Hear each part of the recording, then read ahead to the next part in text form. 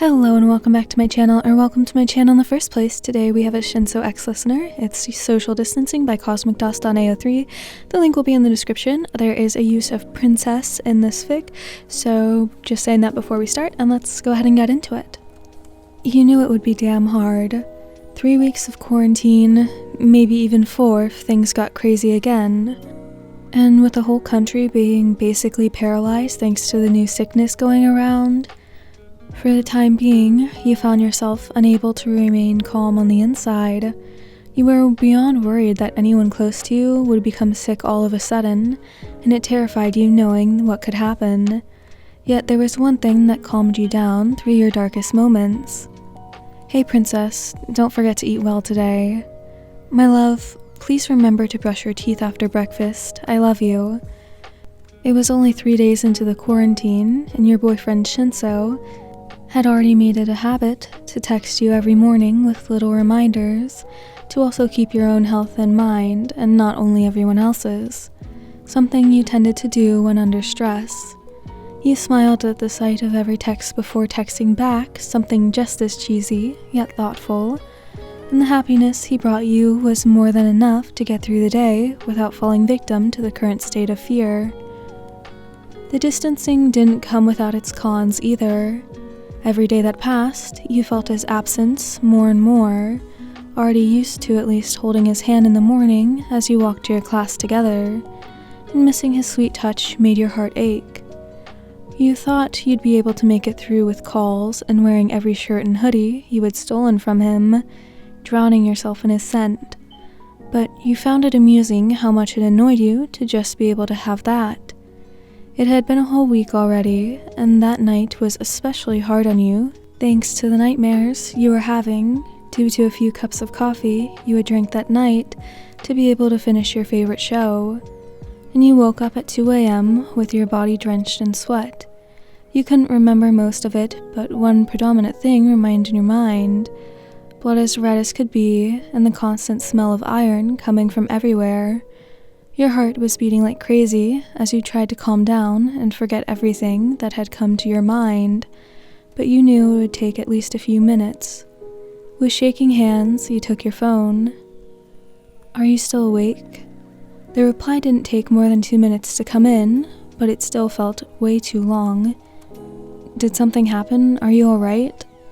And before you knew it, your phone was vibrating in your hand as you thought about a reply.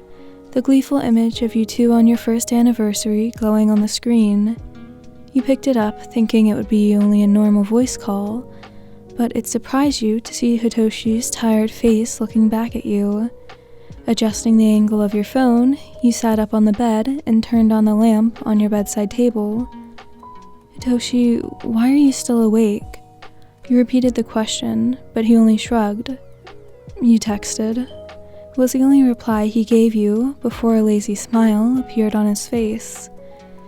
His purple hair was messier than usual, and the bags under his eyes seemed to be disappearing, even if just a little bit. And you wondered if it was because of his bedroom's dim lighting, or if he was actually getting enough rest now. What happened, love? You quickly told him you had a bad nightmare, and that it felt so real, even though you couldn't really remember what it had been about. And he listened carefully without ever interrupting you in any way. By the end, you felt as if a weight had been lifted off your chest, and you let out a yawn as you finished speaking, now feeling heaps better. I'm sorry I woke you up for something so insignificant, Toshi. You added, using the nickname he loves so much. You're supposed to be resting now, and so am I. Hey, don't say that, he said while sitting straight as well. He always seemed trouble whenever you said something self-deprecating, and you knew it. But sometimes it also did help you with forgetting certain things. It's completely fine you called. I would have been more worried if you told me about this in the morning, because that would mean you spent all night unable to sleep peacefully. Did speaking about it help? You know it did, dummy. You replied while letting out a soft laugh. You looked at him through the screen, and you shared a moment of intimate silence, just looking at each other without needing to say anything else. You sighed and covered yourself with the sheets again. It was getting a bit chilly in the room. I miss you. Hitoshi took a deep breath and muttered, I miss you too. You didn't know if the whole distancing situation was also getting to him, but you could tell when he was keeping things to himself. It was just one of those days. You know, whenever this quarantine thing is done, I'll make sure to take you out and treat you to the best restaurant an unemployed student can afford, and I'll make it extra nice. You mean, you started with hope in your voice. Your heart swelled at those words and skipped a beat as your smile grew wider. Homemade ramen at your place with our favorite movie playing? With candles and everything. I told you I'd make it fancy. He completed the idea, and honestly, it couldn't have sounded better to you. Now completely happy again, you closed your eyes and placed the phone right next to you, feeling yourself dozing off once more. You were more than sure dating someone like him had been the best decision of your life. I would actually love that very much, Hitoshi. Alright, so that's the end of this one. I hope you enjoyed. This was kind of set back, like, in quarantine or at the start. I hope you have a great rest of your day, night, whatever, and I hope to see you in the next one. Goodbye!